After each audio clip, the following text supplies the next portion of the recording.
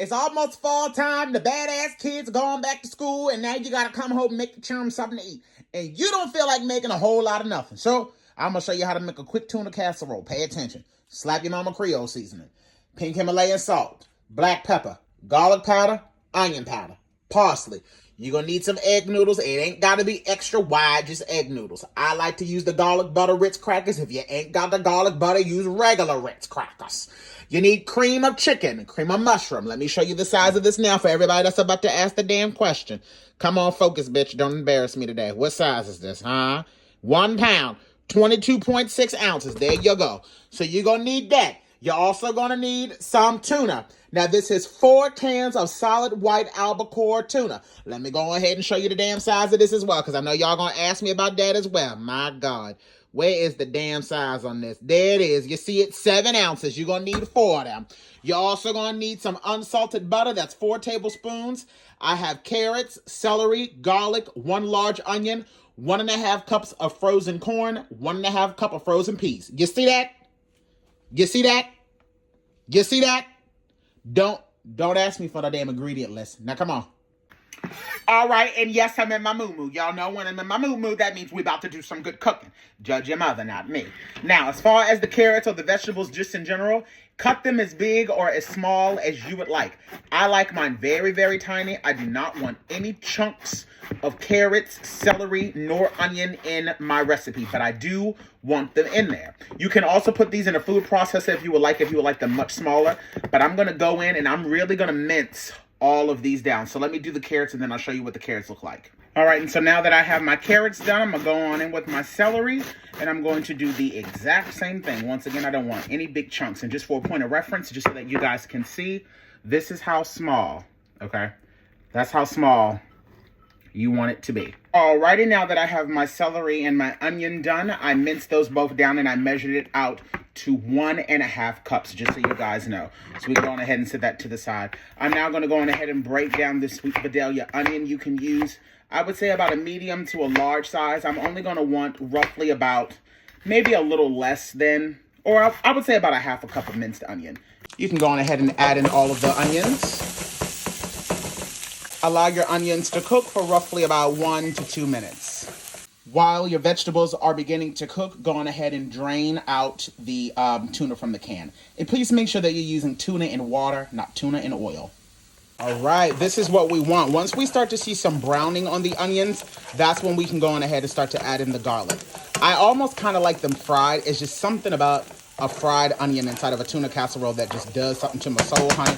They don't have to be like super crispy, but you do want a little bit of browning. I'm going to reduce the temperature down now to about a medium simmer, and I'm going to go in and I'm going to add in about 1/2 tablespoon of garlic, and I'm going to allow this to cook together for about a minute or so. Keep on mixing though. Alrighty, our onions and garlic are looking good, so we can now go on ahead and add in our celery and our carrots, and then go on ahead and give that a good mix around as well. I'm not going to use all of these egg noodles. I'm probably only going to use about half of the bag. All right, now that my carrots and everything have gotten kind of soft, I'm going to go on ahead and add in both cans of the cream of mushroom as well as the cream of chicken.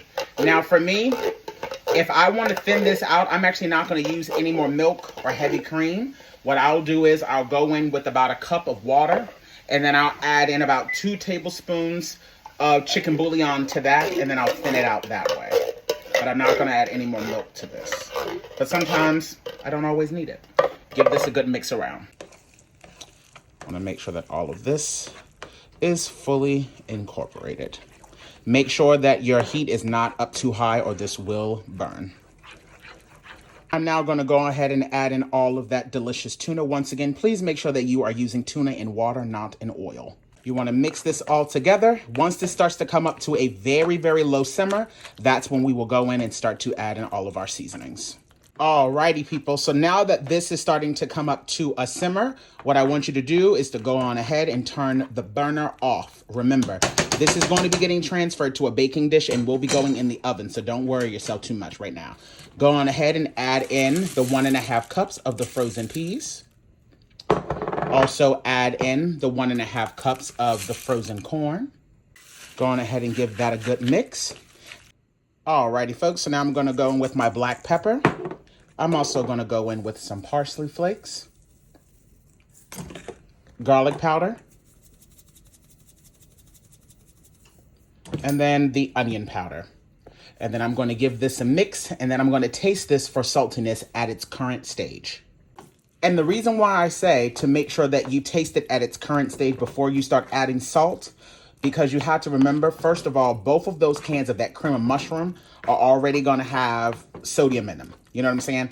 Everybody's sodium intake is completely different. Some people like things a little bit saltier. Some people don't like no salt at all. So if I were you, before you start to add in any of the salt elements to this, taste this first. Also pull out one of your noodles from your hopefully very salted water, and then you can kind of base and, go from there. But as I always say, you can always add salt. You can't take it away. I'm going to go in with some of the Slap Your Mama Creole seasoning.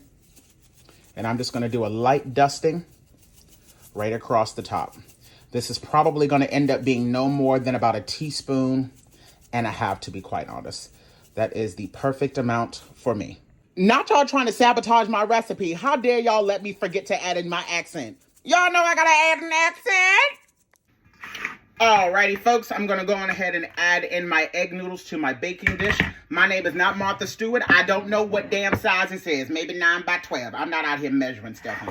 I've added that in there so that I can now go in and start to add in all of this delicious mixture directly into the baking dish. And then I'm going to go in, mix all of this together. My God. Huh? Now, this right here will absolutely feed a family of damn near about 6 or 7, okay? This is a lot of damn food. But my God, on today, if this shit ain't about to be delicious, I'm going to continue to mix this up. And then when I come back, I had some extra leftover Tillamook sharp cheddar cheese. I'm going to top it off with that, and then we're going to go in and add in our garlic butter Ritz crackers. Let me finish mixing all of this up. But can y'all see? Can y'all see that? I'm telling you, this is a super easy dish.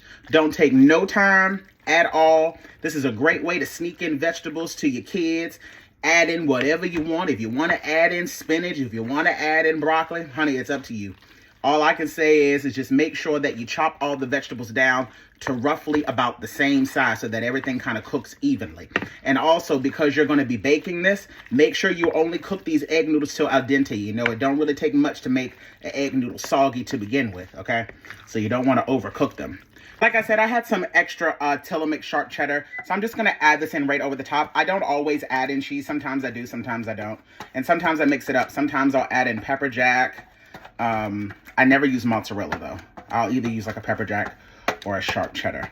But, all right, I have my one sleeve of my garlic and herb Ritz crackers. Again, if you can't find it, you don't have to use it, honey. Now I'm just going to go across the top, and I'm just going to sprinkle one sleeve. I don't need it to be a lot, so I'm not going to use more than one sleeve. And as I'm doing it, I'm just crushing it across the way. I'm not going to add any more butter to this because I already have cheese that's going to help this stick. So I'm not going to add any butter. I would say if you aren't going to use the cheese, go on ahead and crush this up. Do it like I'm doing. And then just pour a little bit of butter over the top. Doesn't need to be a lot. Just like that, our tuna casserole is ready to go in the oven. I'm going to bake this uncovered at 350 degrees for about 35-40 minutes. And just like that, you got yourself some delicious tuna casserole. Let me tell y'all something. Don't be fooled, baby, by the way she looks. Because when I tell you something, this is good eating, let's go in for a taste test. All right, here we go. Let's go in for that first scoop there. Yes, Lord.